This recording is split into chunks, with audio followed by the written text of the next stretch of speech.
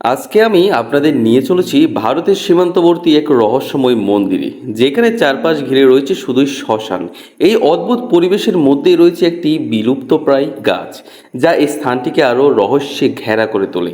চলুন এই ভিন্নধর্মী অভিজ্ঞতার দিকে একসাথে পা বাড়াই। আমি শ্রীকান্ত দাস আপনাদের দেশের বিভিন্ন প্রান্তের প্রাচীন ও আধুনিক মঠ মন্দির এবং সনাতন ধর্মের ঐতিহ্যবাহী স্থাপনাগুলো আপনাদের সামনে তুলে ধরার চেষ্টা করি, যেগুলো অনেকেই কখনো কাছ থেকে দেখার সুযোগ পান না।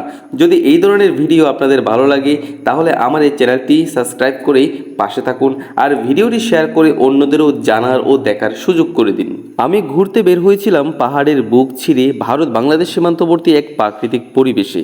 গাছগাছালির ফাঁক দিয়ে হঠাৎ চোখে পড়ে একটি রহস্যময় মন্দির, আর ঠিক তখনই ভাবলাম এই অনন্য দর্শনের অভিজ্ঞতা আপনাদের সঙ্গে ভাগ করে নেওয়া উচিত। তাই আমি নেমে পড়লাম এই মন্দির এবং তার চারপাশের পরিবেশ আপনাদের সামনে তুলে ধরতে।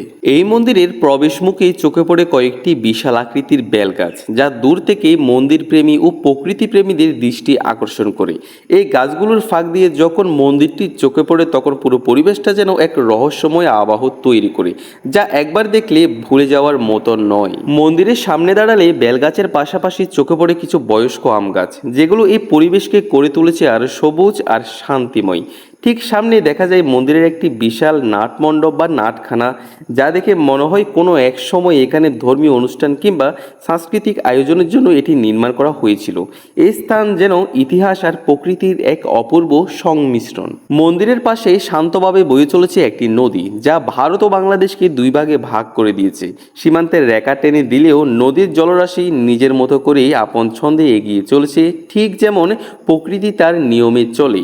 এই নদী মন্দিরের সৌন্দর্যে যোগ করেছে এক অতুলনীয় শান্তিময়তা। চলুন প্রথমে আমি আপনাদের দেখাই মন্দিরের ভেতরের দিকটা, যেখানে ইতিহাস আর বিশ্বাসের ছোঁয়া স্পষ্টভাবে অনুভব করা যায়। এরপর আমরা ঘুরে দেখব মন্দিরের চারপাশে থাকা কিছু ভিন্নধর্মী স্থাপনা, যেগুলো আপনাদেরকে নিঃসন্দেহে অবাক করবে এবং এই স্থানের গুরুত্বকে আরও গভীরভাবে উপলব্ধি করতেই সাহায্য করবে। নাটকানা পার হতেই আমি বুঝতে পারলাম এটি শ্রী শ্রী রাধা মাধব মন্দির। যদিও মন্দিরের লেখাটা স্পষ্ট না, তবুও এখানে প্রবেশ করলেই এর প্রাচীনতার প্রতিটি দিক স্পষ্টভাবে বোঝা যায়।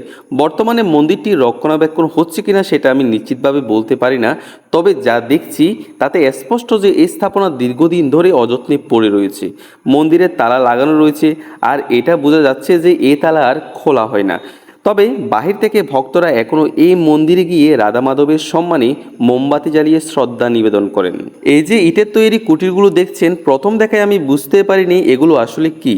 দেখতে ছোট ছোট কোনো মন্দিরের প্রাচীর বা বেদির মতো লাগছিল, কিন্তু সামনে গিয়ে বোঝা গেল এই রাধা মাধব মন্দিরটি আসলে একটি মহা শ্মশানের মাঝখানে অবস্থিত।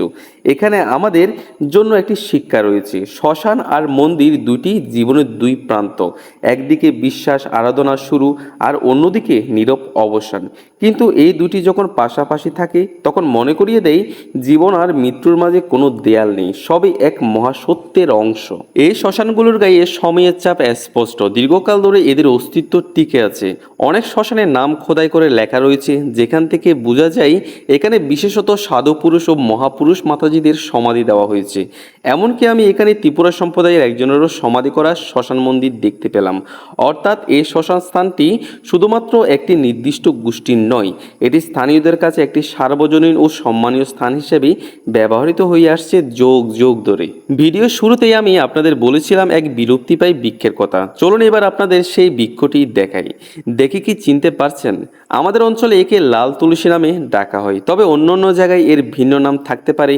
এই বৃক্ষটি সাধারণত শ্মশান সংলগ্ন এলাকায় দেখা যায়, অথচ একসময় আমাদের সনাতনী পরিবারগুলোর বাড়ির সামনেই এই গাছ দেখা যেত।